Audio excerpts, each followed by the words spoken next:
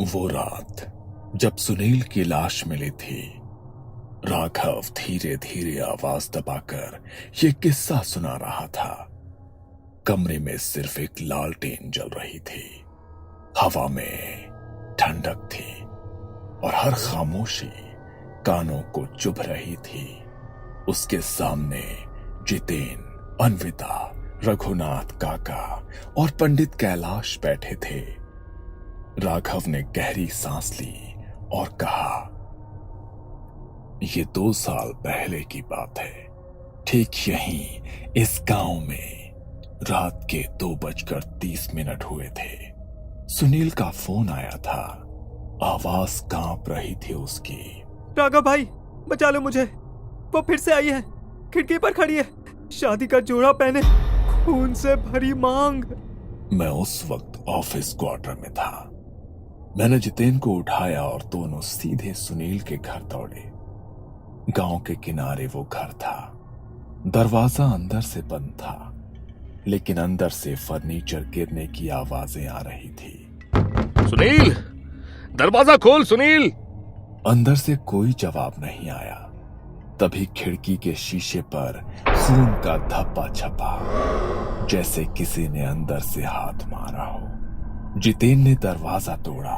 अंदर का नजारा देखकर उनकी रूह कांप उठी। सुनील छत से उल्टा लटका हुआ था।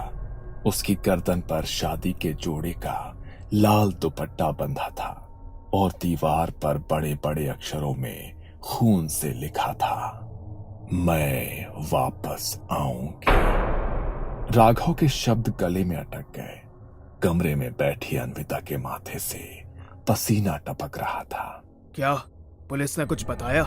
राघव ने धीरे से सिर हिलाया। नहीं, पोस्टमार्टम में किसी आत्महत्या का सबूत नहीं मिला। न रस्सी का निशान, न कोई दवा, न कोई जहर। तब से ये गांव बदल गया है राघव। लोग कहते हैं कि रेखा की अधूरी आत्मा हर साल लौटती है, और तभी लौटती है जब गांव में कोई शादी होने वाली होती है।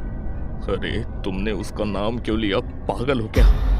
अरे जितेन, ये गांव उस नाम से भी डरता है, क्योंकि उसकी मौत के बाद से जब भी गांव में शादी होती है, दूल्हा मंडप तक नहीं पहुंच पाता। क्या मतलब? 3 साल में 3 दूल्हे गायब हो चुके हैं। सबकी मौत अलग अलग तरीके से हुई है, लेकिन एक बात कॉमन है। मंडप के पहले वो लाल जोड़े वाली औरत तीनों को दिखी थी। रघुनाथ काका ने उस रात की पूरी सच्चाई बताई। 3 साल पहले की बात है। रेखा गांव की सबसे खूबसूरत लड़की थी। उसका रिश्ता शहर के लड़के अभिषेक से तय हुआ था। अभिषेक के घर वाले पहले तो बहुत खुश थे, लेकिन शादी से ठीक पहले उन्हें कहीं और से ज्यादा दहेज का वादा मिला। शादी की सुबह जब सभी तैयारियां पूरी हो चुकी थी, बारात आने की जगह संदेश आया, हम ये शादी नहीं कर सकते। पूरा गांव दहल गया। रेखा दुल्हन के जोड़े में सज धज कर अकेली मंडप में बैठी रही। घंटों बीत गए, पर बारात नहीं आई। लोग ताने मारने लगे। देखा, इसे सबको ठुकराने का शौक था। लड़की कितनी भी सुंदर हो, अगर किस्मत खराब हो तो सब व्यर्थ है। रेखा का दिल चूर चूर हो गया। उसके बाद गांव के लोगों ने उसे चैन से जीने नहीं दिया। लड़के मंडली में बैठकर उसका मजाक उड़ाते। अरे रेखा, अकेली कहाँ घूम रही है? चल मैं तुझे घुमाता हूँ, मेरी गाड़ी में बैठ जा।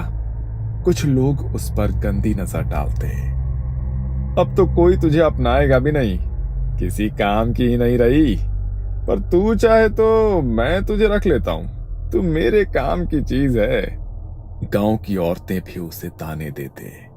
जब वो रास्ते से गुजरती तो कुछ कहते, हे भगवान, सुबह सुबह ये कलमुही क्यों दिख गई? अब पूरा दिन खराब हो गया। ये वाक्य उसके कानों में रोज गूंजता। परिवार का सहारा भी नहीं मिला। बाप शराब में डूब गया। माँ बीमार होकर बिस्तर पर पड़ गई। भाई गांव से बाहर जाकर काम करने लगा और धीरे धीरे घर आना बंद कर दिया। रेखा अकेली पड़ गई। गांव के लोग उसे अपशगुनी कहने लगे। उस रात जब पूरा गांव सो रहा था, रेखा ने लाल जोड़ा पहना, माथे पर सिंदूर लगाया, आईने में खुद को देखा और फुसफुसाई। जिस दिन मैं दुल्हन बनी उसी दिन मेरी जिंदगी खत्म कर दी गई। अब मैं किसी और को भी दूल्हा बनने नहीं दूंगी। उसने कमरे में खुद को बंद कर लिया और जहर खाकर अपनी जान दे दी। रेखा की मौत के एक हफ्ते के अंदर ही उसकी मां कुएं में गिरकर मर गई। बाप खेत में हार्ट अटैक से बेहोश हुआ और जब लोग पहुंचे तो वो मर चुका था। गांव छोड़ने के बाद उसका भाई का किसी को आज तक कोई पता नहीं चला। अभिषेक ने दूसरी लड़की से शादी कर ली थी, लेकिन शादी के 2 महीने बाद उसकी पत्नी घर की छत से फिसलकर गिरकर मर गई। अभिषेक के माँ बाप का कार एक्सीडेंट हो गया, उसी में उनकी मौत हो गई। अभिषेक खुद तीसरे महीने गांव लौटते समय लापता हो गया।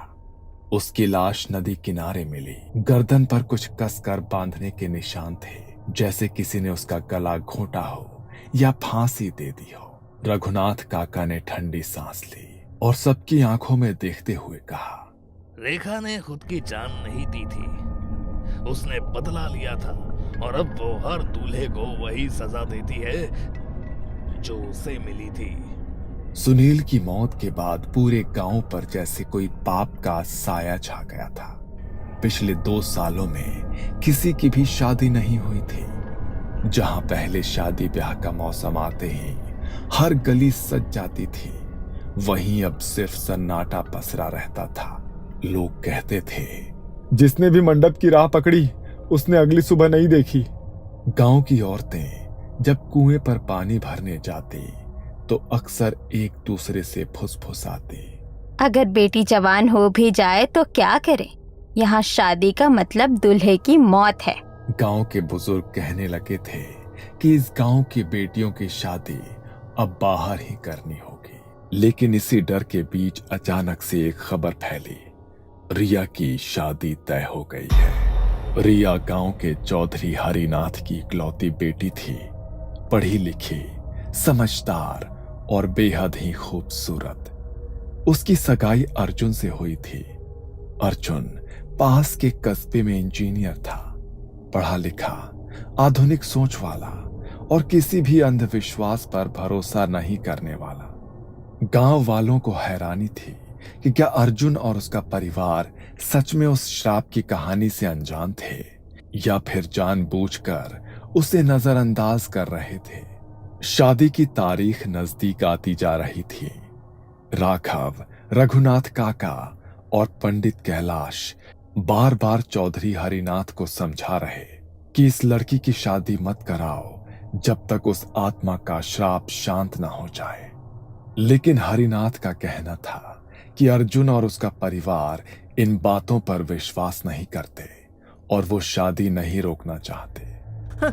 ये सब अंधविश्वास है, भूत प्रेत कुछ नहीं होता है। मैं रिया से शादी करूंगा किसी भी कीमत पर। उसकी बातें सुनकर राघव का खून खौल उठता है।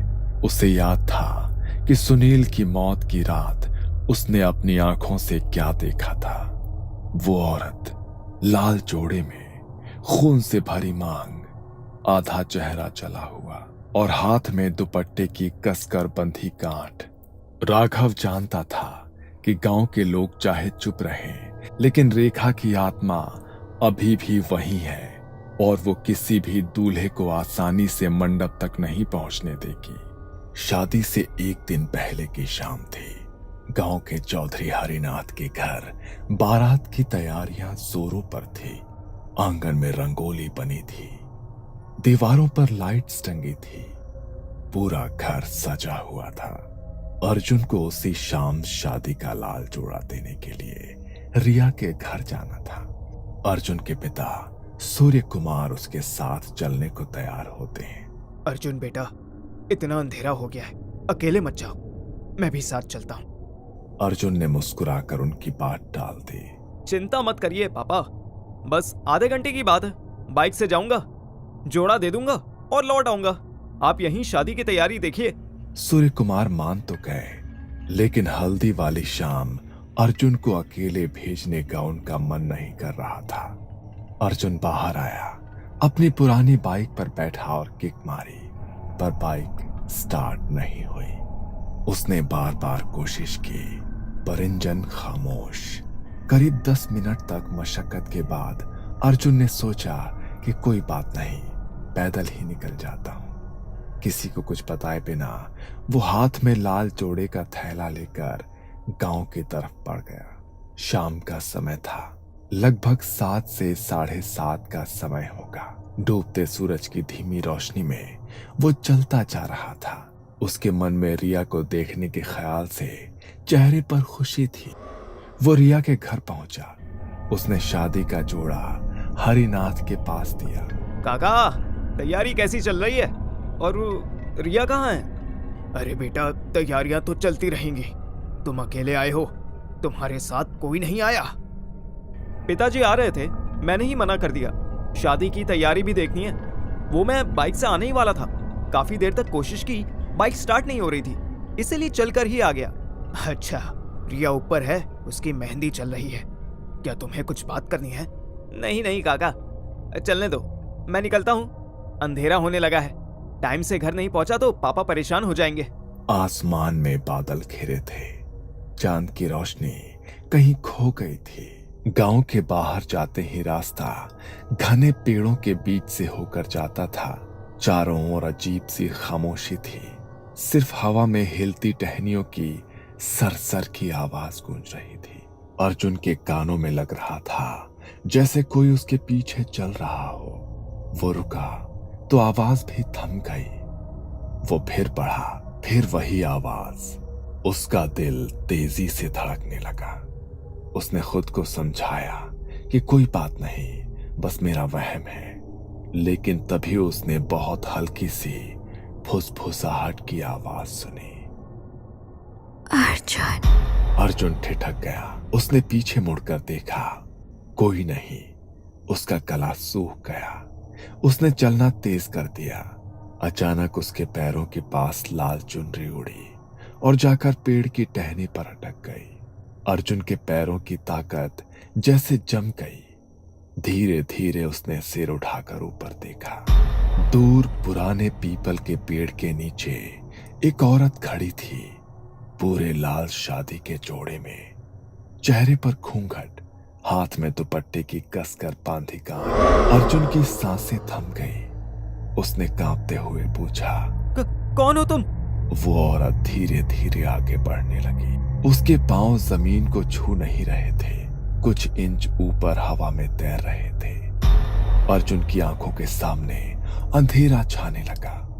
तभी वो औरत रुक गई और धीरे धीरे उसने अपना घूंघट हटाया। अर्जुन की चीख गले में अटक गई। आधा चेहरा पूरी तरह जला हुआ था। आंखों की जगह खून से भरे गड्ढे, जिनसे लाल बूंदें बह रही थी। उसके होंठ फटे हुए थे, पर उनसे स्पष्ट आवाज निकली, कल तू मंडप तक नहीं पहुंचेगा। अर्जुन वहां से भागने लगा। उसके कदम लड़खड़ा रहे थे, लेकिन डर ने उसे पागलों की तरह भागने पर मजबूर कर दिया। पीछे से ठक ठक की आवाज आ रही थी, जैसे कोई हवा में कूद कूद कर दौड़ रहा हो। अचानक उसे लगा जैसे उसकी गर्दन पर कुछ कस गया हो। उसने हाथ डाला। दुपट्टा, लाल दुपट्टा उसकी गर्दन के चारों ओर लिपटा था और धीरे धीरे कसता जा रहा था। वो किसी तरह घर पहुंच गया, पिछवाड़े से अंदर घुसा और दरवाजा जोर से बंद कर दिया। तभी बाहर से दस्तक होने लगी। फिर अचानक सन्नाटा। अर्जुन दीवार से टिककर जमीन पर बैठ गया। उसका शरीर पसीने से भीगा हुआ था। अर्जुन ने घर पर यह बात किसी से नहीं बताई। वो चाहता था कि किसी को डर ना लगे। लेकिन जैसे ही कमरे में गया, उसे गर्दन पर जलन महसूस हुई। उसने आईने में देखा, उसकी गर्दन पर दुपट्टे से कसने के गहरे लाल निशान पड़ गए थे। उसकी आंखों में दहशत साफ झलक रही थी, पर उसने खुद से बुदबुदाया, नहीं, ये सब मेरा वहम है। कल शादी है, कुछ नहीं होगा। लेकिन अर्जुन नहीं जानता था रेखा की आत्मा लौट आई थी और उसकी अगली शिकार की तैयारी पूरी हो चुकी थी। अर्जुन की रात नींद में नहीं बल्कि डर और सोच में बीती थी। आईने में दिखाई दे रहे दुपट्टे के गहरे निशान उसकी आंखों के सामने बार बार आ रहे थे। उसने किसी को कुछ नहीं बताया, न रिया को, न अपने पिता सूर्य कुमार को। उसके दिमाग में बस एक ही ख्याल था कि अगर मैंने सबको बताया तो लोग हंसेंगे, कहेंगे जिसने सबके सामने भूत को अंधविश्वास कहा वही अब डर रहा है। लेकिन उसे ये नहीं पता था कि उसकी ये चुप्पी उसकी सबसे बड़ी गलती बनने वाली थी। शादी शाम को थी। पूरा गांव रिया के घर आया था। मंडप सुनहरी झालरों और फूलों से सजाया गया था। ढोलक और शहनाई की आवाज गूंज रही थी, लेकिन फिर भी माहौल भारी था। लोग खुश दिखने की कोशिश कर रहे थे, पर हर कोई रिया की शादी को लेकर अंदर ही अंदर डरा हुआ था। लोगों की नजरें बार बार आसमान की तरफ जाती और सभी बस यही सोचते कि आज की रात कोई अनहोनी ना हो जाए भगवान। अर्जुन और उसका परिवार रिया के घर पहुंच गए। उसका चेहरा पीला पड़ चुका था। उसके माथे पर पसीना चमक रहा था। राघव, जितेन और पंडित कैलाश लगातार मंडप के चारों ओर घूम घूम कर मंत्र पढ़ रहे थे। पंडित कैलाश ने राघव से धीमी आवाज में कहा, आज रात कुछ अजीब लग रहा है राघव। हवा भारी हो चुकी है, मंत्रों को भी पढ़ने में भारीपन लग रहा है। राघव ने ठंडी सांस ली। अगर रेखा की आत्मा सच में लौट आई तो इसे रोकना मुश्किल होगा पंडित जी। जितेन पास ही खड़ा था। उसने धीरे से कहा, अर्जुन को बता देना चाहिए सब कुछ, वो नहीं जानता है कैसे बचना है। राघव ने सिर हिलाया। अब देर हो चुकी है। अगर आत्मा ने ठान लिया है तो कोई रोक नहीं सकता। शाम ढल चुकी थी। चारों तरफ दियों की रोशनी, हंसी खुशी की गीत, शहनाई की मधुर तान, सब कुछ दिखावे का था। अंदर से हर किसी के मन में सिर्फ रेखा का खौफ था। अर्जुन मंडप में बैठा था। पंडित ने शादी के श्लोक पढ़ना शुरू किए। चारों तरफ स्वाहा की गूंज सुनाई दी।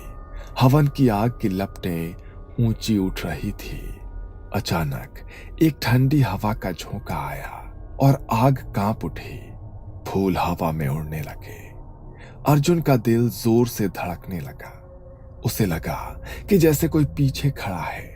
वो पीछे मुड़ने ही वाला था कि एक तेज हवा का झोंका आया और सारी लाइटें बुझ गई। मंडप पूरी तरह से अंधेरे में डूब गया। महिलाओं की चीखें गूंज उठी। बच्चे रोने लगे।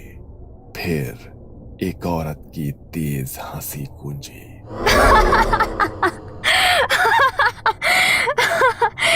फिर से एक नया दूल्हा। राघव के शरीर में ठंड दौड़ गई। वो समझ गया कि वही कल रात वाली आत्मा आई है। अंधेरे में मंडप के पीछे अचानक लाल जोड़े की चमक दिखाई दी। रेखा की आत्मा सिर पर घूंघट, हाथ में दुपट्टा, धीरे धीरे मंडप की ओर बढ़ रही थी। अर्जुन की नजरें उसी पर जमी थी। अचानक वो घूंघट हटाकर अर्जुन के सामने खड़ी हो गई। आधा चेहरा जला हुआ था। गहरी काली आंखें, खून से भरी मांग। कहा था ना कोई दूल्हा नहीं बनेगा। अर्जुन कांपता हुआ खड़ा था। उसने चिल्लाने की कोशिश की, पर गले से आवाज नहीं निकली। तभी उसके गर्दन पर दुपट्टा कस गया और तेज हवा में उसकी सांसें रुकने लगी। वो छटपटाने लगा। बचाओ, कोई है, बचाओ मुझे। पर उसकी आवाज शोर में दब गई और पलक झपकते ही अर्जुन मंडप से गायब हो चुका था। लोग चीखने लगे। बच्चों को गोद में उठाकर लोग भागने लगे। रिया बेहोश होकर जमीन पर गिर गई। राघव, जितेन और पंडित कैलाश दौड़ते हुए बाहर पहुंचे, पर वहां कोई नहीं था। बस हवा में गूंज थी। मैं अगले दूल्हे के लिए लौटूंगी। सुबह के 5 बजे थे। गांव के किनारे तालाब के पास भीड़ लगी थी। पानी की सतह पर अर्जुन की लाश तैर रही थी, चेहरा पीला और आंखें पूरी तरह से खुली हुई, मानो मरते वक्त उसने कुछ देखा था, बहुत भयानक। राघव और जितेन दौड़ते हुए पहुंचे। लोग फुसफुसा रहे थे। फिर वही हुआ, रेखा की आत्मा एक और दूल्हा ले गई। राघव की आंखें अर्जुन के गले पर जमी थी। दुपट्टे की कसकर बंधी गांठ और सीने पर खून से लिखा था, मैं वापस आऊंगी। रिया का रो रो कर बुरा हाल था। वो अर्जुन की लाश के पास बैठी चीख रही थी और होठों से बार बार एक ही सवाल था।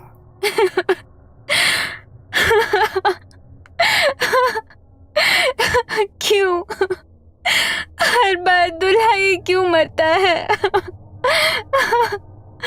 रिया के पिता चौधरी हरिनाथ पूरी तरह टूट चुके थे। उन्होंने भीड़ के बीच बैठते हुए सिर्फ इतना कहा, अब बस, अब इस गांव में कोई शादी नहीं होगी। अर्जुन की मौत के बाद कनकपुर की गलियों में फिर वही खामोशी छा गई। लोग अपने बच्चों की शादियां गांव से बाहर करने लगे, लेकिन राघव, जितेन और पंडित कैलाश ने हार नहीं मानी। उन्होंने तय किया कि उन्हें रेखा की आत्मा का सामना करना ही होगा। तीनों ने दूर दूर तक खोज की और आखिरकार एक तांत्रिक शिवा तक पहुंचे।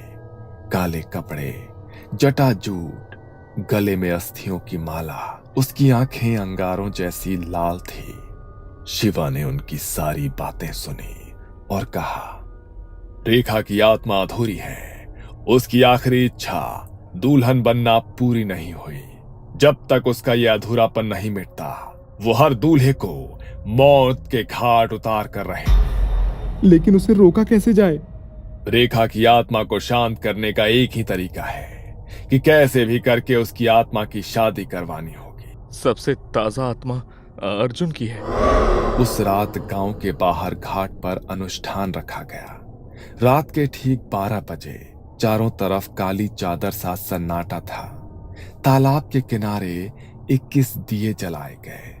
पंडित कैलाश, राघव, जितेन, रिया और तांत्रिक शिवा मौजूद थे। शिवा ने अग्निकुंड सजाया और मंत्रोच्चार शुरू किया। ओम शिप्रम प्रेतात्मा नाम मोक्षाय स्वाहा। धीरे धीरे हवा तेज होने लगी। दीपक की लौ एक एक कर बुझने लगी। अचानक ठंडी हवा का तेज झोंका आया और रेखा की आत्मा लाल जोड़े में प्रकट हुई। उसकी आंखों से खून की धार बह रही थी। बाल बिखरे हुए, दुपट्टा भीगा हुआ और होठों से फुसफुसाहट। मुझे मंडप में अकेला छोड़ दिया। अब कोई दूल्हा नहीं बनेगा।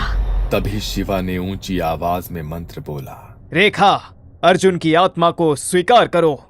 तुम्हारा अधूरा बंधन आज पूरा होगा। अग्नि में आहुति डालते ही अचानक अर्जुन की आत्मा प्रकट हुई। सफेद कपड़ों में, खाली आंखें, लेकिन चेहरे पर शांति। रेखा की आत्मा उसकी तरफ मुड़ी, पहले चीखी और फिर धीरे धीरे रोने लगी। अर्जुन, अब कोई दुल्हन नहीं बनेगी जब तक मैं दुल्हन नहीं बनती। तांत्रिक ने विशेष प्रेत विवाह विधि करवाई। अर्जुन की आत्मा और रेखा की आत्मा को अग्नि के चारों ओर 7 चक्कर लगवाए गए। 7वें फेरे के बाद हवा अचानक से बंद हो गई। रेखा की आंखों में आंसू थे। उसने रिया की तरफ देखा और धीरे से कहा, अब कोई दूल्हा नहीं मरेगा। धीरे धीरे रेखा और अर्जुन की आत्माएं अग्नि कुंड की लपटों में समा गई। उस रात के बाद कनकपुर में कोई मौत नहीं हुई। रेखा की आत्मा शांत हो चुकी थी और गांव में शादियां फिर से शुरू हो गई। ये कहानी आपको अच्छी लगी हो तो हमें सब्सक्राइब करें, हमारा इंस्टाग्राम और फेसबुक पेज जरूर फॉलो करें। अगर आपके पास ऐसी ही कोई कहानी हो तो हमें कमेंट बॉक्स में भेजें। हम कोशिश करेंगे कि अगली एनिमेटेड स्टोरी आपकी होगी।